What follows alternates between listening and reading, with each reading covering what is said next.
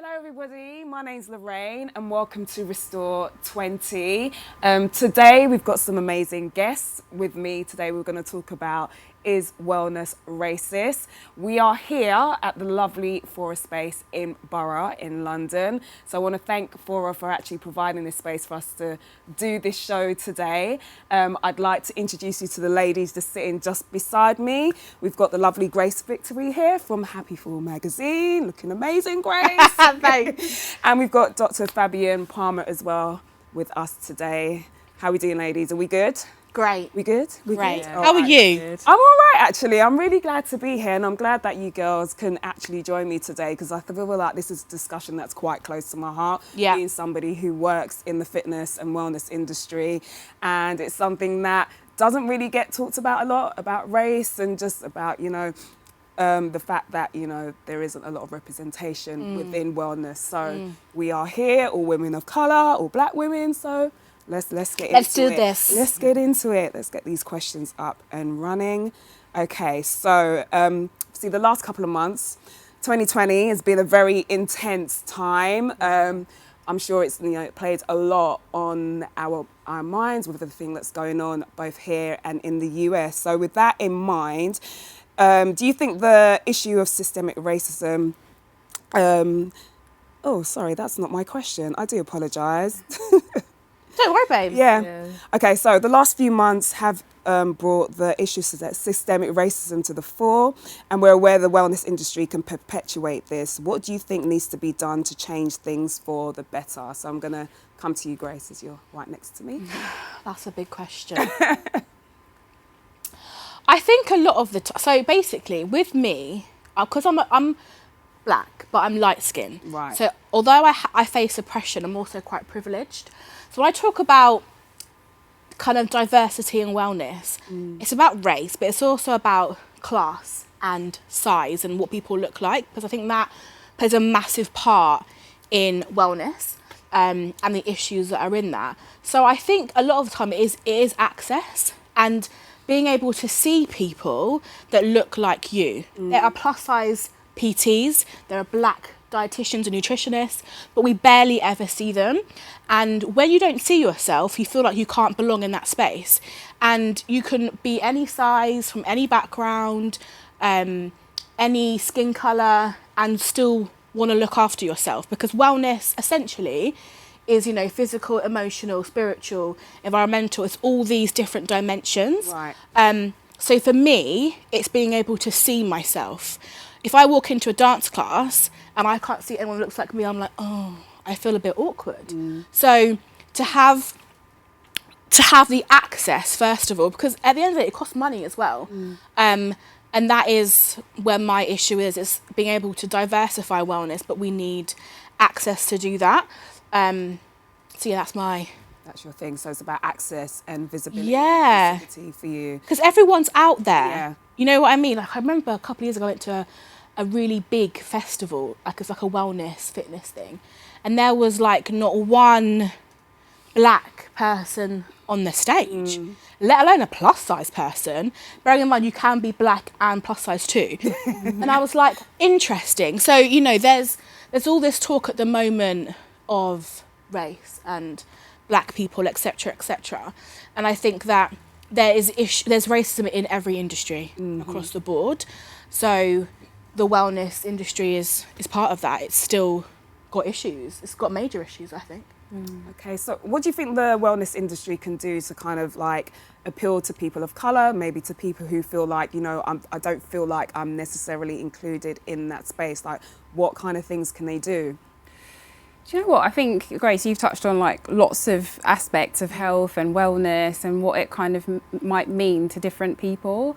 And I guess it makes me think about, how we make sense of what wellness is to a really large group of people. Like, who are we really talking about when we're thinking about diversifying, and improving the experience? And really kind of, there's been a lot of talk in recent times about having like an anti-racist stance, for example, thinking about how the process essence of that really looks, you know, what it is that we're trying to achieve when we say we want to do that. And I think there are things that we can apply, again, across different sections of people's identities or different aspects of their well-being and their health and their, you know, social circumstances. Yeah. But it feels like there's a kind of need to really map out like what is actually going on, so what people are noticing, because I think there are so many themes that people can really relate to, but to really have it in a very bold way, like these are the main issues or these are the target areas that we want to kind of address. And then also thinking about, you know, so if you map things out, you also consider like what are the policies or what are the things that are happening more broadly in society that maintain these sorts of issues, because it doesn't happen in a vacuum. It's not just kind of like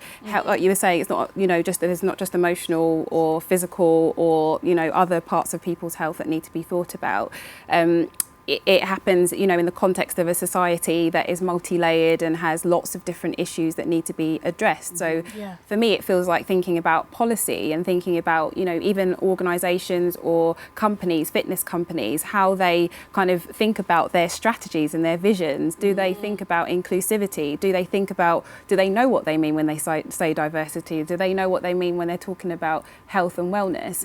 Because we can't talk about that in the absence of illness, you know, these are all things that are on a bit of a spectrum. It's very like intersected, isn't it? So because what was wellness to me might differ from you. And I think culture plays a part in that as well. And I think big brands don't really recognise that. It's sort of like, I guess, what I imagine board meetings full of white rich men and them just discussing, oh, what can we do like next year for our fitness brand? Do you know what I mean? Do you think there's like a reluctance from big brands to kind of actually approach, you know, communities that maybe they kind of want to engage with, but maybe they don't know directly how to best do that? Do you think there's a reluctance to do that in case they get it wrong, in case they offend? Like, what do you think about that? I think sometimes, like, I think that ego can play a big part with brands reaching out to certain communities, but also it's like, if you have people in your company that look like these communities, it shouldn't be that hard. But the problem is you don't. And that's where it looks like you're going to be this white saviour or this massive corporations wanting to churn out money to people that you don't even know about. I think that is where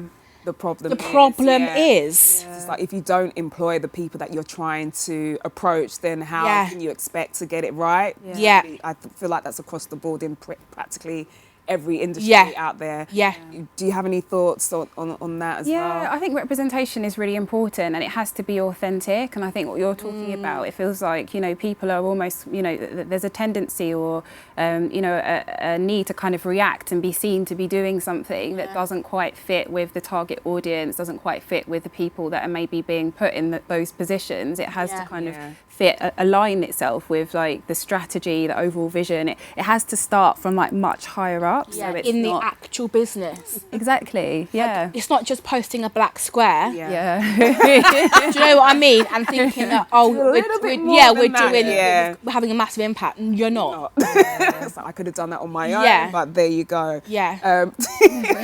And it's really interesting because I always feel like you can always tell like when it's somebody that's not of colour that's actually produced a campaign. It's like that did not resonate with me at all. I know that you were trying, but it just didn't hit the mark. And you know, again and again we keep seeing brands keep pushing out these campaigns or keep trying to, you know, reach our community, and it's like you keep failing because you're not employing people that look like and us. It's entitlement to think that you know what you're doing when you don't look like the people that this campaign is for or aimed at, or you're trying to be diverse, or you know what I mean, like but you're a white man. Do you know, like it misses the mark. I just think all the money you could have saved so much money. You keep doing all these campaigns and none of them are hitting, they just keep missing. Just, you can employ us, it's fine. We are brilliant at what we do.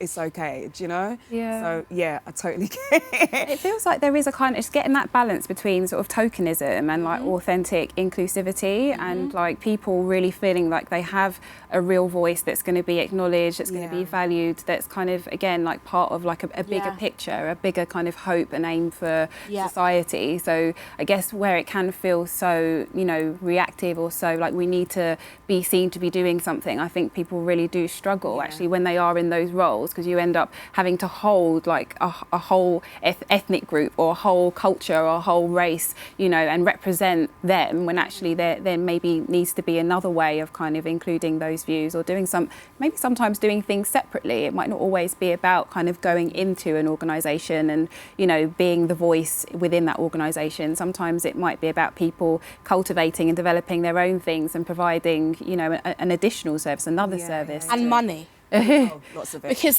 people always, like, I have an issue with people always, I think it's like, you know, mental health, like mental health matters, or like mental health awareness. We do all this stuff, but at the end of the day, people need money. Like, how more, like, we can't say that enough. Yeah. We need community centres, we need access to, you know, therapeutic services, we need all of this stuff. That takes money. Yeah. So sometimes it is about opening up your purse. I'm just going to put it out there. Simple.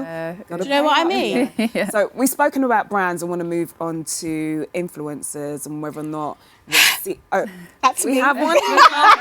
So I'm going to ask you first whether or not you're seeing enough diversity with influencers, and whether or not brands are actually selecting, you know, a diverse range of influencers to kind of represent and, you know, reach out to a particular market. Where do I begin? It is a problem, and it's been a problem for a while, with tokenism, with being paid less for campaigns, not just in the wellness sector, but just across beauty, fashion, whatever, lifestyle. And I wouldn't say it's getting worse. I would say it's pretty stagnant, in my opinion, because I think, like every industry, Black Lives Matter happened. Everyone sort of pooped their pants over it, showing the black squares, then trying to book people for campaigns last minute. And like you said, it doesn't come across as authentic. It's a big problem. And we're still seeing campaigns now. I mean, I saw a campaign with a brand called Revolve. I'm going to put them on blast because they've been told time and time again, like, what is happening. And they do all these trips abroad with influencers, and every single person is thin and white. I'm not even joking. And there's like 40, and they're all young as well. There's like an ageism problem within the influencer industry and the kind of creative world. And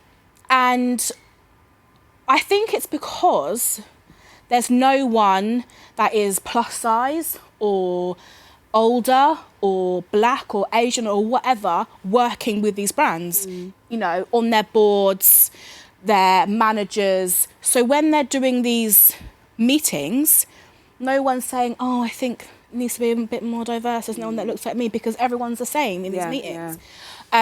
Or, for instance, like, I often feel like I get booked because I'm mixed race and plus size.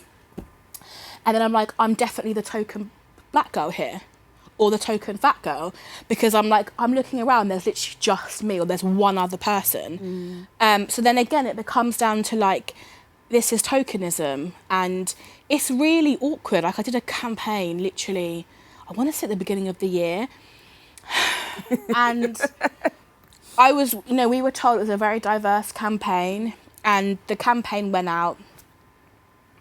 It was not diverse, and you do feel you get embarrassed. It's embarrassing to be a part of something that is literally like doing the opposite of what I talk about.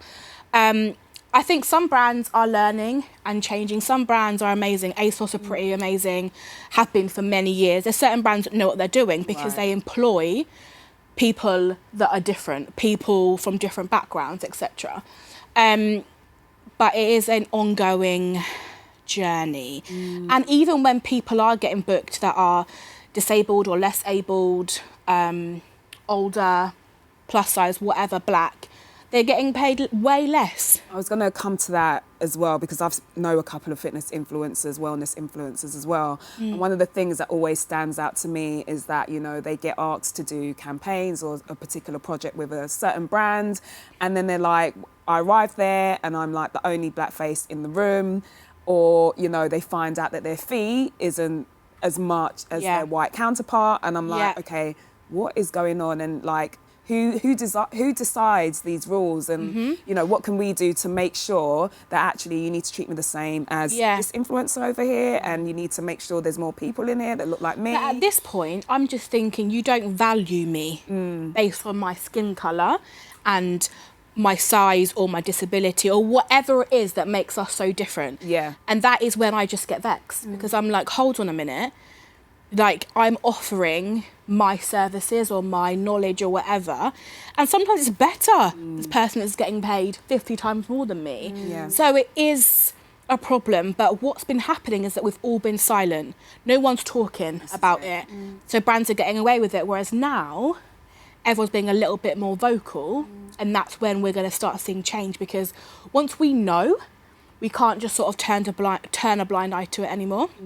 Whereas before, it was all hush, hush, hush and little whispers, whereas now I think it's coming out to the forefront, which is definitely what we needed. So do you think, with that in mind, do you think that influencers are then partly to blame for not kind of, you know, taking a stand and being just a bit more proactive in saying, I'm not accepting that anymore, like you need to make sure that I'm, you know, that I'm treated properly, like if you want my services, like...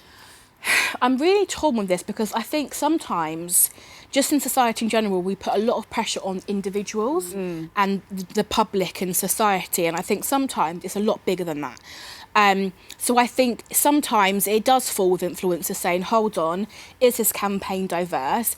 I don't feel right for this, but I can offer this to someone else. I recommend this person, etc., which I do quite a lot. If I get asked to do a talk and I think on racism, and I'm like, you could probably get a dark-skinned girl because their experience is different to mine. Yeah. But I think sometimes that can be quite hard to always kind of go for the influencers. Sometimes that's the easy route, because actually they've still got to earn a living wage. So I am often torn with that, but I do think that if you were in a privileged enough position where you can let jobs go, or you can speak to brands about their diversity and inclusion, etc., I think it is important to do so. But some people haven't got that kind of privilege. Yeah. So I guess it depends on how up the pecking order you are. Or if you've just started, or they call them micro influencers, which is so weird. Like, I get it, you haven't got the money to be turning down these brands, but at the same time, if you do have that kind of privilege, you should use it, in my opinion. Do you know what I mean? It feels like you're talking a bit about how like power operates, you know, and when these big organisations or big companies, they've got the money to really kind of make a difference in your life, it feels like you don't really have much of a choice. And the idea of kind of rejecting or saying no to something, and the kind of being branded as something as a result of that, being the person that's a bit of a troublemaker, or somebody who's, you know, just associated with like thinking about something that carries a lot of stigma. People, you know, have a really sort of tenuous relationship with that, and I think it can be really difficult for influencers to have a voice in that space, even though your remit is to influence. You're kind of thinking, well, how are you being positioned? Is that fair that the responsibility lies with you? And I similarly struggle with the word blame. I think actually it's something about responsibility and who should be held accountable, and thinking about, you know, back to organisations, what are they doing to really address the issue? Because actually you've got lots of people that really could make a difference. Is it that we think about the influencer role, you know, just in the online space, or is there a space for influencers kind of in the like broader society? You know, and not everything has to be online for it to matter. Because with the campaign where I was in, thought it was going to be diverse and it really wasn't, I emailed my complaints privately. Because I just felt like it was unprofessional for me to put them on blast on social media at that time, because I was in a contract. So there is work to be done, and it hasn't got to always be online for it to matter, if that makes sense. Maybe we need to develop like a governing body. No, there is. No, we've now got a union. Oh my God, what's it called? Founded by Nicole Ochran, who is black. Just wow! saying. Shouts out to Nicole. That's. Is this a new thing? Because I'm totally unaware of this. It's been featured in Vogue recently. It's a new thing because of I think it's what was happening with everyone realising, hold on, I'm not getting paid barely anything compared to the white creators. So there is now a union. Because one of the things that used to really bug me was that the kind of response to, you know, black influencers not getting paid the same was that, oh, you know, maybe they don't have enough of an influence, or maybe they don't have enough of a following. And I'm like, no. There's loads of people and they're hugely influential. And it's how people measure influence, first of all. And I think sometimes people's influence is very different. And there are black creators that have so much engagement, like Annie Dreyer, Nella Rose, Melissa's Wardrobe. Their engagement is outrageous. And they should be earning big money. So that whole point is just ridiculous. Yeah, it is. I'm just like, no, it doesn't make sense. It's a moot point. I think the freelance world in general needs some shifting, I think. Because I know that journalists struggle with this kind of stuff, writers, I think everyone. And then you sort of think about how that affects individuals and their own kind of well-being, you know, that like to create content and to sort of feel like you're able to engage with your audience, you do want to be coming from a place on the whole of being, you know, feeling good and feeling empowered. And if you're in these kinds of really difficult dynamics with really big companies, it's quite hard to like put your best foot forward and feel like you have mad anxiety over it. You do. And I've been there where you just feel a bit, not scared, but like, anxious and like full of anticipation and apprehension, like you're not really sure how to navigate this. And it is a lot because a lot of influencers and freelancers, they haven't got teams or managers or people being able to tell them what to do or PR. So you are on your own. So, and brands, they use that against you sometimes. So it's like, okay, softly does it. Because they will blacklist you, 100%. Oh God, that's awful. What's the lady's name that started the union? Again, remind me. Nicole Ochran. Nicole Ochran. Okay, guys, Nicole Ochran. That's the person you need to go to. I would definitely check her out. So we've got Nicole Ochran. She's doing amazing things. Is there anything that people can do, like? Because sometimes I think to myself, we're such in a rush to kind of work with these big, massive brands, which is understandable because obviously they've got the money. But sometimes do we ignore like smaller brands, maybe black-owned brands as well? We don't kind of realise that actually it's not such a bad idea to kind of be working with you know, a black-owned brand or even a smaller brand. Maybe it's more in line with what I represent. Do you think sometimes that's an issue? I think it can be. A lot of the time people go where their money is, don't they? Because we have rent to pay and children to feed, etc., which is absolutely normal. So I think, it can be a problem, but I think you pick and choose who you work with and why you work with them, and go where you're appreciated, really, that's what I say. And some small brands are incredible, I think. But I think, it's all like an individual basis. Right, okay. And it does depend on the situation at the time. Because sometimes it can feel like, oh God, it's a bit of an effort to, you know, to re-educate these bigger brands. Whereas if I go to a brand that looks, you know, is represented by somebody who looks like me, it's not so much of a fight to say, okay, that particular campaign was terrible and blah, blah, blah. They're just going to understand it a bit more. Do you know what I mean? Yeah. It can be a bit much like, do we have to really go over this again? You know, why a black square is not enough and why, you know, it's a bit performative to have just one black person in a campaign. I feel like these things have been said numerous times. So I think that's definitely, I think, an avenue that people should maybe explore, understand the money side of it, but you don't know where it can go. Yeah, exactly. Maybe, you know, a couple of months down the road, whatever. What are your thoughts on that? Yeah, I guess I was thinking that it can feel like, you know, as a consumer or even as an influencer, that you don't actually have that much power. But I think what we've seen, you know, in recent times is that, you know, you can really do a lot with an online movement, even a hashtag, you know, any cause that people really feel connected to and they see themselves in will really kind of drive change or really help people to connect with each other.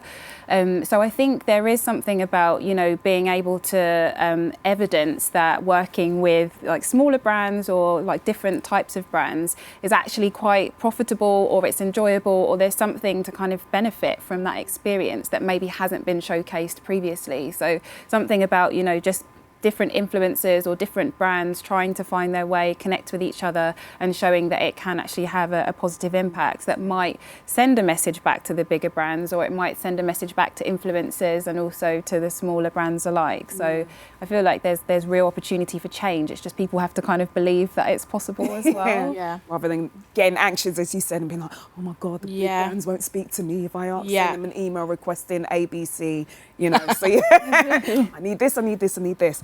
I've actually got a question on here from one of the people at home that's watching. So it's from Kat Sealand. I think I've pronounced that correctly. So she says, hi, I'm white, I'm self-employed teacher, want to ensure that my classes are exclusive and accessible. Can you please suggest what would enable me to market in an inclusive way without being performative, have policies in place but seem to attract majority white women? Thank you.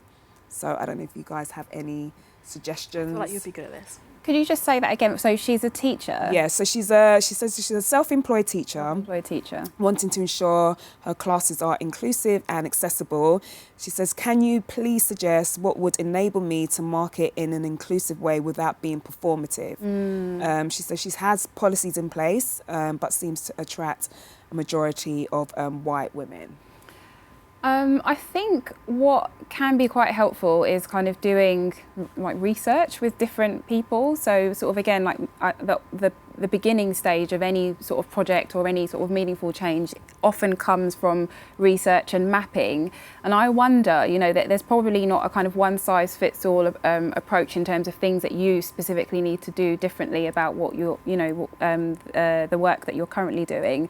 But I wonder if, you know, reaching out to the people that you are trying to target, or having conversations with people that you are connected with already, and thinking about like what kinds of things tend to attract them to, you know, a campaign or to investing in a product or a business.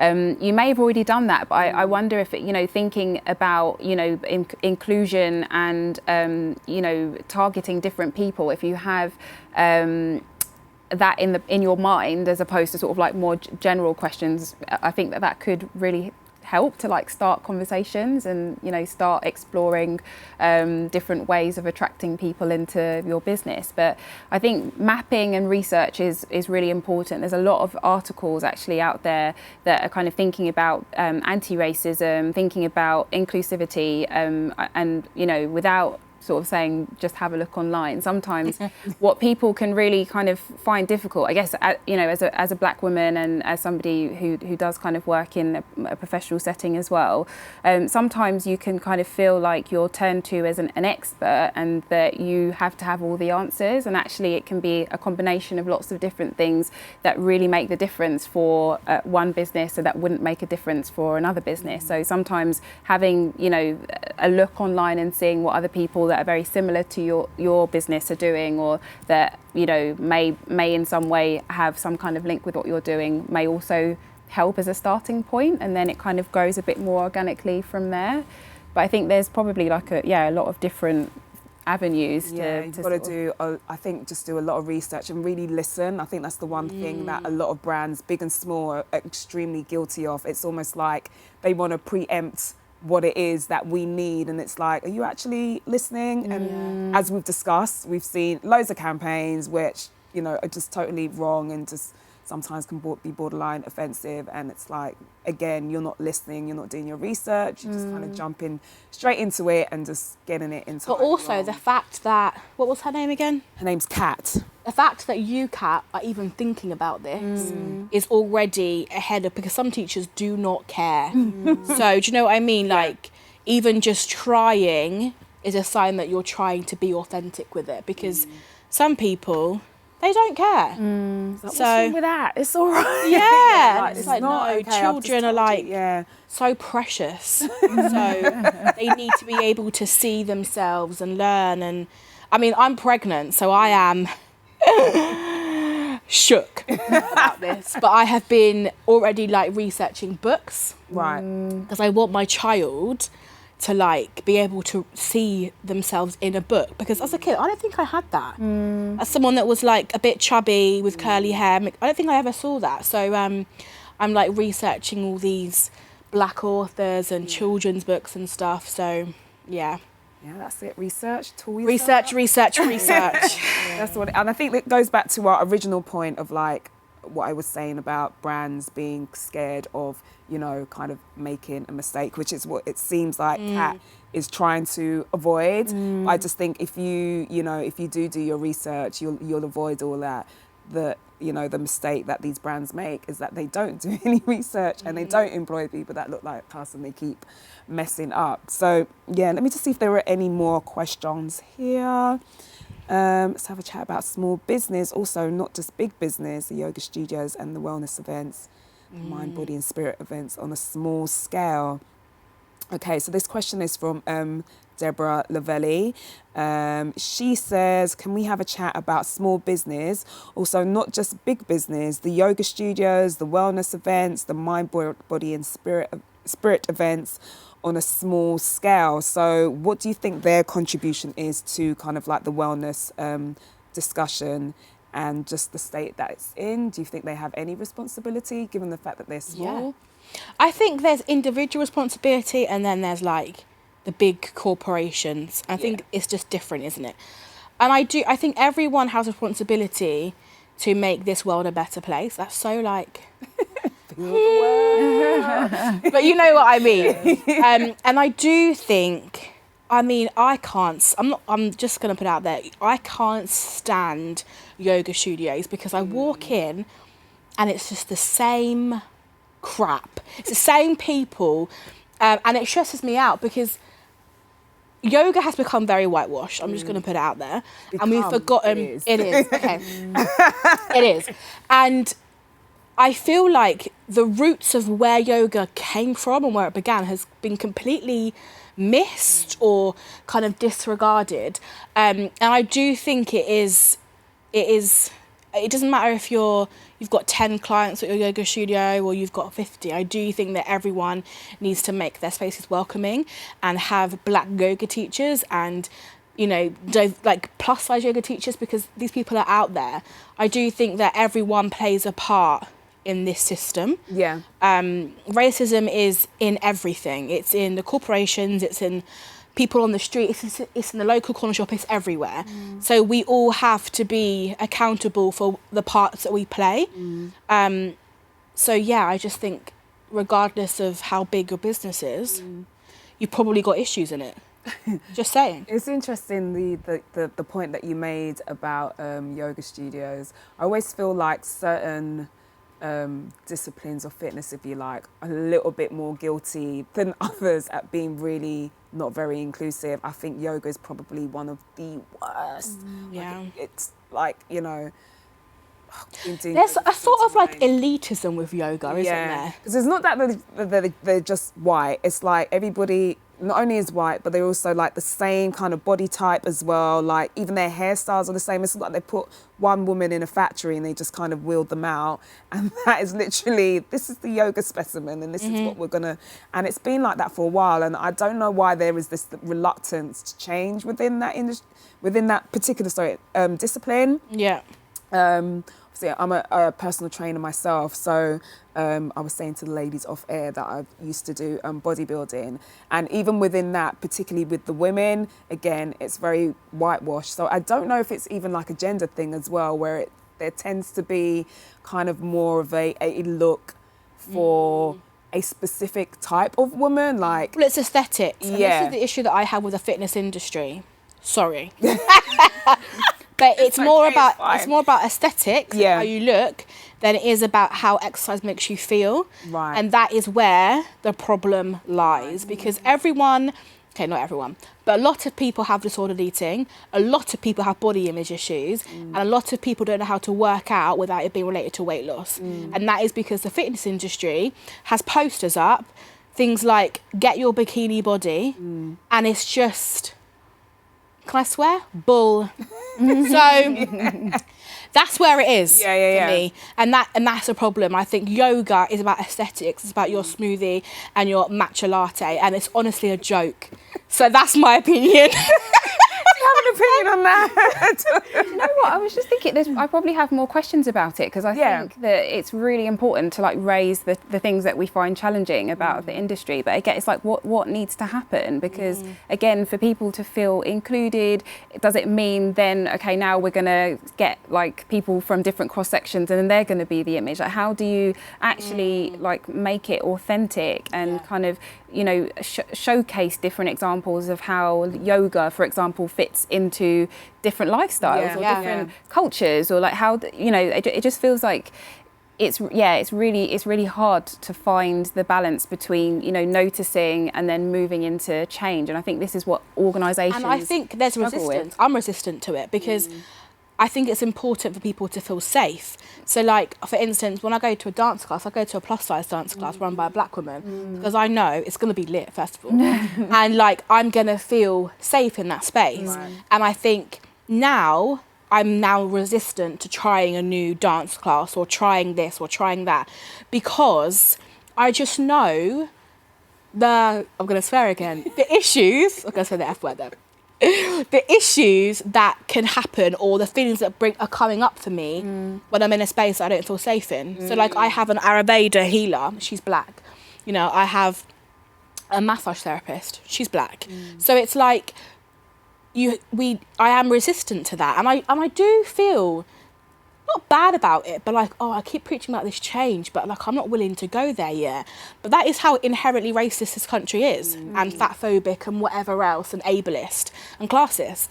So it is, I haven't got the answers, but it is difficult. I think it's not going to be an overnight thing and we're in for the long haul. This change. Agree. Yeah, I think you hit the nail on the head with kind of like, you know, when you see people that look like you, there's this immediate, it's going to sound really weird, but there is a bit of a relief factor as well. It's the best feeling. It's like, so like, oh my gosh, you understand where I'm coming. You might not know this person from a can of paint, but it's just, I don't know what it is. It's just like your guard comes down a little bit more, you feel a little bit more relaxed, and it's like, you know, oh my God, you know your stuff as well. You know what to do, and you know, I feel great. And you just have a great, whether you're going for a yoga practice or you're going to like work out in the gym or you're just going to do, you just feel like you've had a better session. Yeah. Does that make sense? Like, you have a more, it's like you've got a deeper connection to what just happened, whether it's like a yoga class or it's like a massage. You just feel held. Yeah. So your people are there, man. Do you know what it makes me think about though? Sometimes when people find themselves in a place that they wouldn't expect to find themselves. So, you know, I'm a clinical psychologist, and I find that there aren't that many black clinical psychologists in the country. So we're like, you know, a sort of really small minority of practitioners out there. But when I come across black clients, they're like, oh my goodness, like I didn't even know you existed. Do you feel like this kind of relief? Do you feel like the energy from them is like, oh my gosh, like they're so like relieved, they look a lot more relaxed? Yeah. Do you feel that? Do you sense that? I do. I think people seek me out for something that they've assumed about me because of how I look. And as you know, someone on the receiving end of that, it can give you like very different, like mixed feelings. You know, you want people to find you and to know that you exist and you're there as a black person first, and then as a clinician who's been trained in a particular way second. And that how those things intersect is also really important for creating that safety. But you also don't, you know, for some people that isn't their experience. They'll see something, you know, and be really reminded of another experience or another kind of relationship, and that can be really frightening and uncontaining in and of itself. So on the receiving end, you know, I think sometimes it's that reminder of how few of us there are out there, you know, when people are shocked, like almost falling off of their chairs when they come into contact with you. Or, you know, people make all kinds of assumptions when they meet me. Are you the administrator? Oh, are you a social worker? Are you a nurse? There's never, oh, are you a clinical psychologist with a doctorate? Like that's never going to be Oh yes, honey, come on, with a doctorate. Okay, girl. To like sit out. to slip that in there. But I think that, you know, a lot of people, you know, whether it's a yoga practitioner or whether it's somebody else who's in a, you know, in a fitness space where you're usually the only black person there can be that release, there can be that excitement, there can be that connection. But then it's like, that's also accompanied by that, oh my goodness, like this, like we are, that realization that this is like very rare, or like this is so powerful because of systemic racism or all these other injustices that mean that these interactions don't happen very often. So I think it can be met with really mixed feelings. Obviously, like being really happy and like joyful is so important, but I think, you know, think about the other side of that feeling, why we're so happy can also be it's that reminder of like, wow, this world, there's problems. Yeah, exactly. It's really I'm going to speak about a reality TV show, and I promised that I wouldn't, but I need to bring it up only because it kind of it illustrates the point that you just kind of made. So I've been watching 90 Day Fiancé because clearly I've got nothing better to do with my life. And there's a couple in there called Kalani, and her husband's called Asuelu. He's a Samoan. Obviously, because it's, you know, reality TV, they're having problems within their marriage, so they want to go and see a counsellor. So he's very adamant that he wants to see a Samoan counsellor. The problem is where they live, it's very, very white. There isn't any Samoans there. So he's like, you could see the anxiousness on his face. Like, if I go to a therapist who is white, they're not going to understand me, because it's not, obviously, the fact that he is Samoan, there's a lot of cultural differences and stuff like that.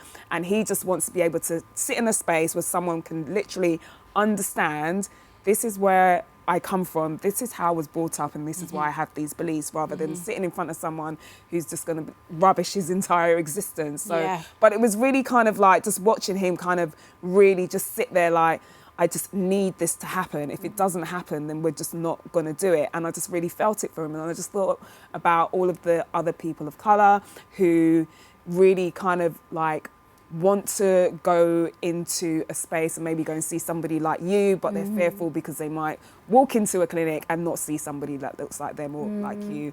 Or same thing with, like, you know, go into a gym or go into a yoga studio.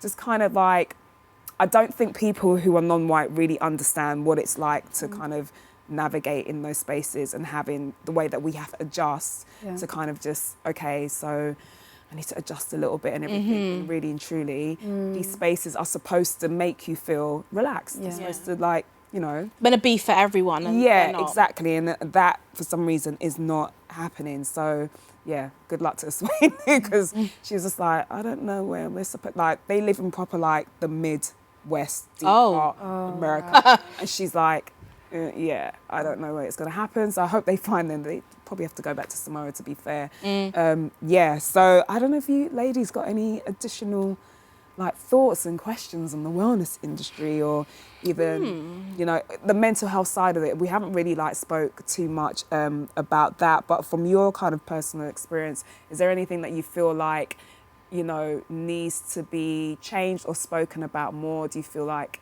there's not nearly I've got a question, actually. Yeah. How do you think a lack of access to wellness spaces, not in just terms of fitness, but in terms of, like, you know, like therapy, etc., etc., what do you think the impact of that is on people?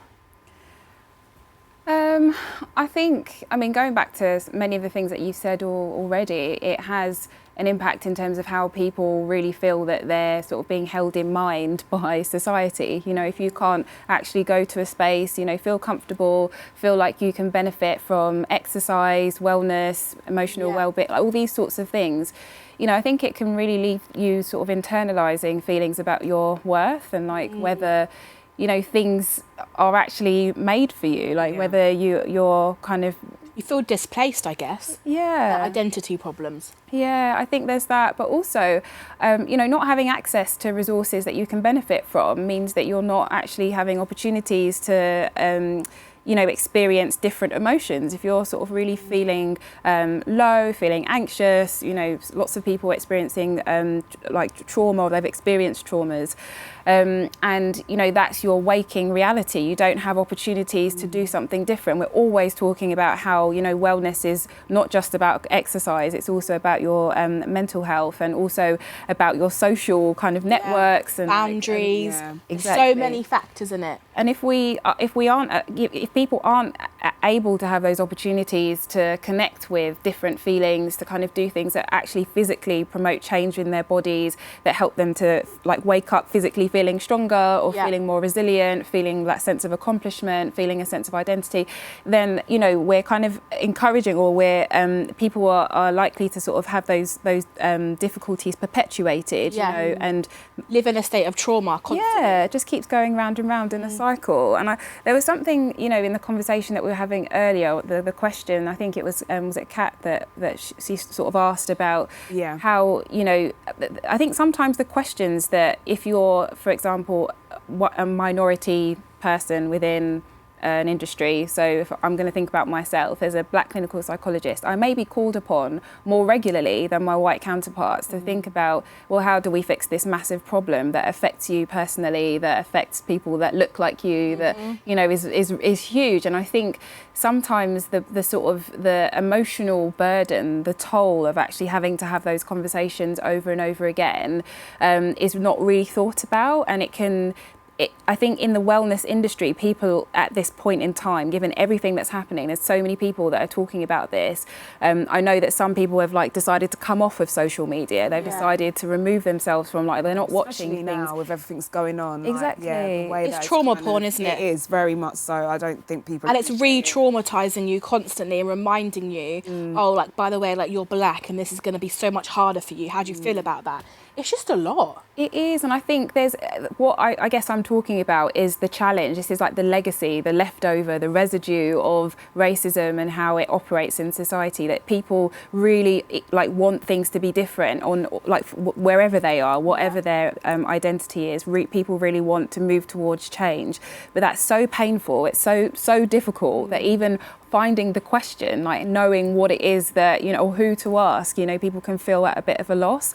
Finding the answers, you can also feel at a bit of a loss, because there's just so much to be said, and there's so much that has been said as well. You know, like if you might have been invited to like talk on articles or like speak to people about various things around race or inclusion or diversity, but to kind of identify things that are like really different from what's already out there. There's articles from like way before, way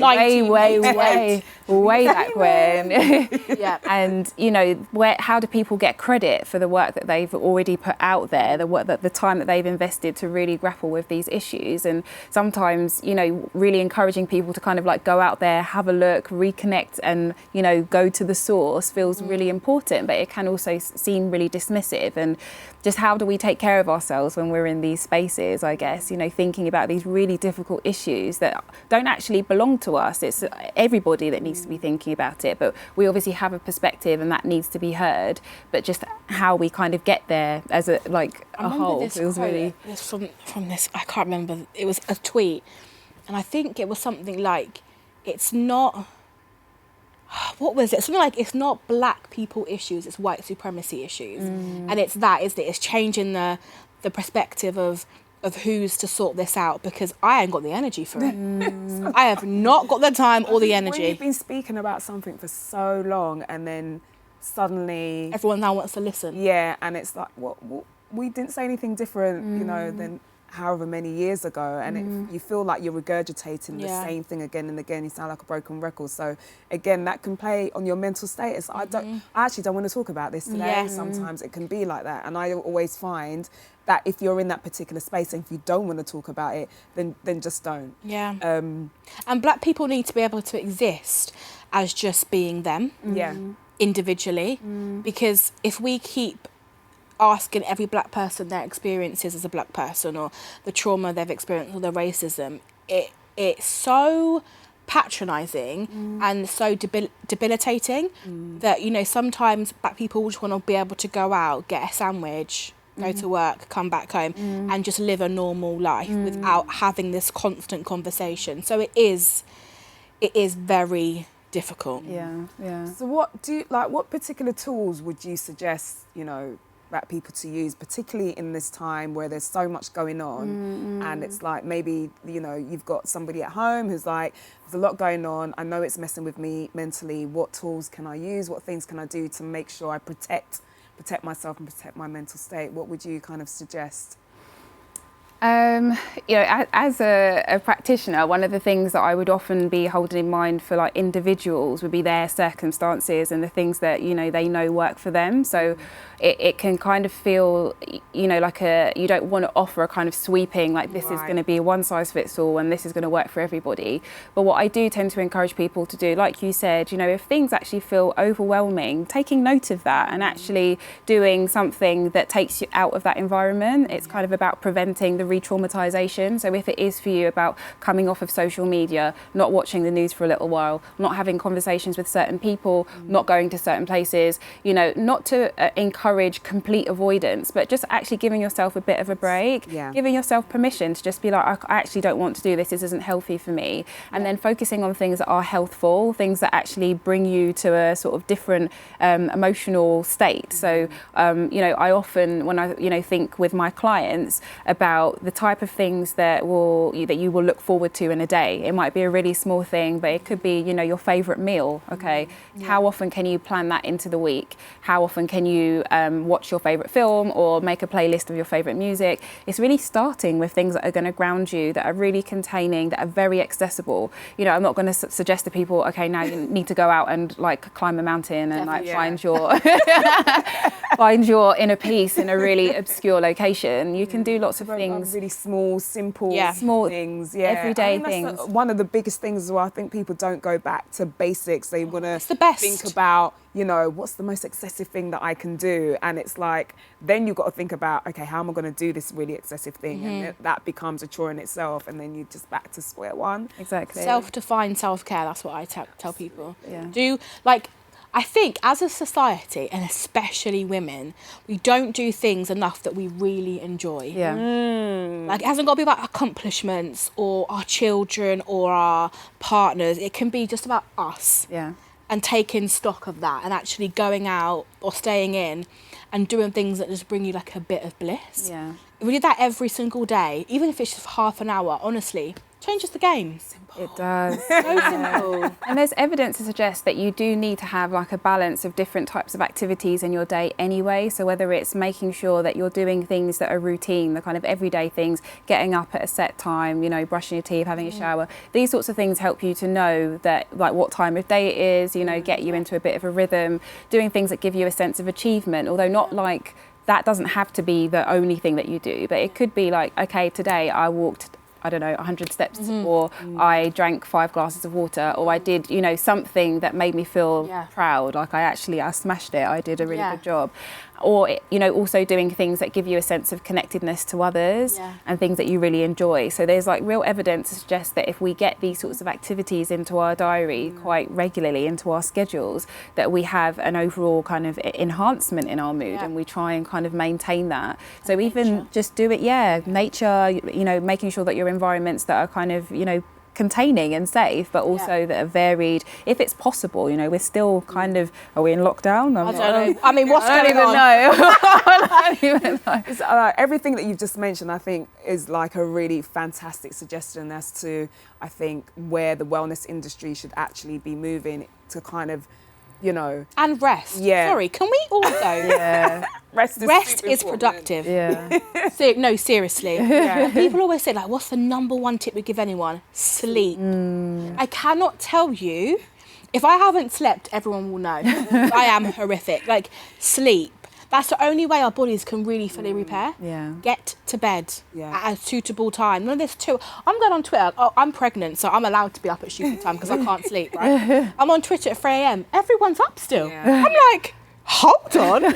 No one's asleep. Think, maybe it's people in other countries. No, it's right. It's Londoners. 3 a.m. still on Twitter. This is it. All of these little tips and things, you know, this is where the industry, I feel like, needs to be going. I feel if we take it back, you know, to basics, I feel like it's more of a kind of like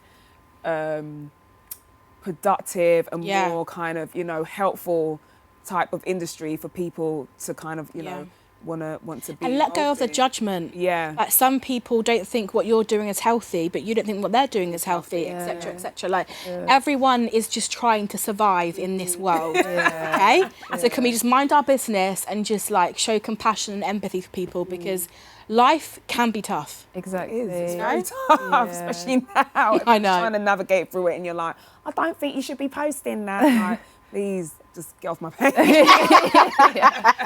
Let me live. It made me think about your question earlier, actually, and sort of, thinking about accessibility. And if we do think about wellness in a much more local way, in a way that's like in our homes, that's in our bodies, that's within our reach, I feel like that transforms our relationship with 100%. wellness. You don't need to go to a kind of like really expensive studio to sort of connect with things that are important to you, to sort of feel, like you said, going outside, being in nature if it's possible, if it's safe, doing, really small tasks every day that give you a sense of belonging or achievement, finding other ways, so you don't have to be like everybody else, but you can do things that are really important for you and start to feel a bit better. So I wonder if I think it's important as well, like culture. Like I think, for me, especially for Black people, Asian people, like just basically everyone that's of colour, like food is a massive part of that as well. Like coming together over a meal. Like there's certain things that we need to live a bit more holistically and a bit more like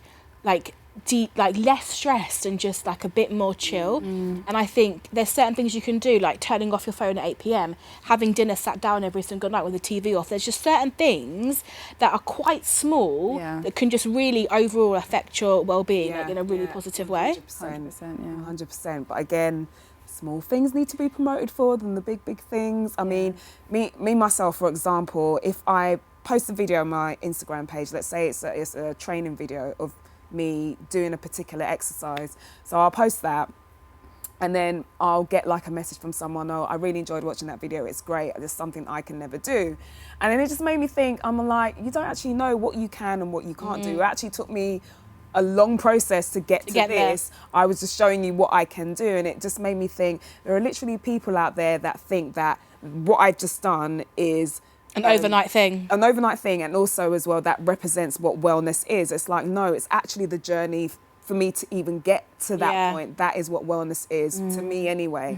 I'm just showing you where I'm at right now. If you're not there, that's entirely fine. If you're somewhere else, that's okay. And I just think sometimes people don't look at that side of it. They just see, obviously we're very visual people, so it's like whatever's on Instagram, that's what the representation of wellness is. And that's why I think as a community we are messing up, because people are, taking that in and thinking it's not little small things that you like to do that's good for your mental health. It's these, these big, I don't know, giant things that you're seeing, and you're associating that with wellness and the physical side. Like people are really obsessed with the physical aspects of well-being when it's one part of it, because I look at well-being as like 7 strands, and like, you should be working on your emotional well-being. What's the 7 strands? No, actually, I'm not sure I can say this because it's a lie. I'm going to say it. I have produced something with a publishing something that's coming out. All right, okay. Sometime soon that breaks down multidimensional well-being, because that's how I look at it. There's emotional, there's intellectual, there's spiritual, there's physical, there's different parts, and when you work on each part, that's when you feel holistically. But I think society, because of diet culture, the fitness industry, and money, and capitalism, it's all about physical, the way you look, which is literally like white supremacy happening right in front of us. This obsession with like all looking the same, all being the same size. It's just ridiculous.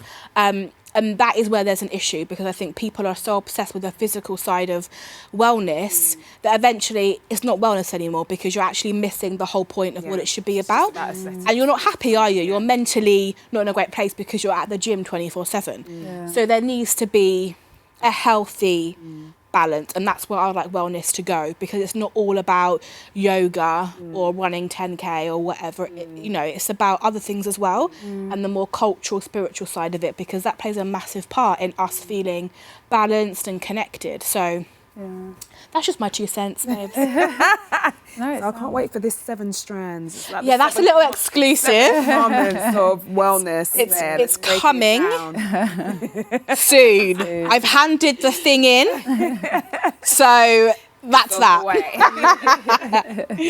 Oh my gosh, Dr. Fabienne, I wanted to ask you as well. Do you have anything that's similar? Like, obviously, Grace has got her 7 strands. Do you have like, I don't know, like a checklist of things that you like to do in order to kind of maintain your personal wellness or anything like that? Or do you just kind of just take it day by day and just like make sure you do things that you enjoy? I think I'm kind of guided by the things that I sort of mentioned earlier. Similarly, live by those sort of principles of really trying to, hold on to those moments or those things that give me a sense of enjoyment or that I can really look forward to. I don't feel like it's fair, actually, a lot of the time to be sort of, preaching and saying, you go and try these things, and then actually I haven't tried them myself. So I often, encourage people after having like a good assessment and understanding of their difficulties to sort of think about things that can give them a sense of pleasure or enjoyment as being a way of a one strand or one way of regulating their emotions, or being able to feel connected, to feel valued, to look after themselves. So that's kind of really the foundation probably of most of the work that I do. But I feel like I work in a very bespoke way. So it's often about, people's individual situations and needs that I think that's where a lot of the work kind of goes into, and a lot of the shift happens for people when you're holding in mind their specific needs. So try not to sort of think too generally about emotional well-being. Like you said, there's so many different things that can intersect, and it can sometimes lead people feeling like they have to do things in a particular way. So I just like to keep things really general and apply that to myself, trying to enhance my own well-being so that I can be, containing and supporting for others. So it is definitely really important. But I really like the idea that you've just, again, as you probably noticed, I kind of like have a few rounds to marinate and like 10 minutes ago. No, it's fine. Come back to it. What is it that you wanted to say? Idea of actually really enjoying a process and not feeling like you need to go towards the end point. Like actually, I think the end point always changes anyway. It does. I mean, like one of my trainers I had a couple of years ago, he always used to say to me, trust the process, trust the process. What do you keep saying that to me? Whatever. But I think when I was training with him, I really understood what he meant. And what he was saying was basically just enjoy this time of you getting from 0 to 100. I say this to my friend all the time. I think she's watching actually. But people always like concern themselves from getting to from the 0 to the 100, forgetting the fact that there are a whole bunch of numbers in between there before you get to that 100. So it's like, okay, well, take that journey and just enjoy it, because within that journey you actually learn a lot about yourself. You learn about things that you like, things that you don't like, what you respond to, what you don't respond to, blah, blah, blah. And then when you actually get to that 100 at the end, that's when it clicks. So it's like, trust the process. That's what he means. And it's like you get it, and then you're kind of a bit more in tune with not just your body, your mental state. And it's a really lovely feeling when it all clicks and it kind of makes sense. It's like, this is what he was banging on about. It's just about just going in the gym and just throwing weights around and then going home and everything. He's like, no. You need to just like... It's a spiritual experience, I feel like. He's like, that's pretty much it. Because like you said, people just think about, right, at the end of it, I'm just going to have, washboard abs and a bum up there. And it's not about that at all. If you go into it thinking that, you won't get past 5. So just enjoy the journey. You'll get there. And what was the other thing that had a yoga instructor who was fantastic, actually, probably the only one I've ever really, really liked. And he used to say to me, like, set your intention. So what he was saying by that was like, before you actually do anything, before you do any movement or anything at all, think about what you're actually doing and which part of your body you're trying to work. Like, are you focusing on your breathing? Are you doing that? And he's just basically saying to you, just get in tune with yourself. It's all of these little tips and things I've kind of learned along the way are certain things I feel like, the wellness industry as a whole, again, doesn't really promote. It promotes the finished article. You know, the woman standing in her Lululemon leggings and looking absolutely perfect and with no sweat and all the, you know. Yeah, the girl what in is her that bikini about? And just like, and it's like, no. The no sweat thing is weird. It's like, I look awful when I exercise. My hair goes bright red. exactly, like nobody shows like the ugly sweat face and all of that, and just the like the actual strain and like the struggle and all of that. They just kind of just show the like the perfect.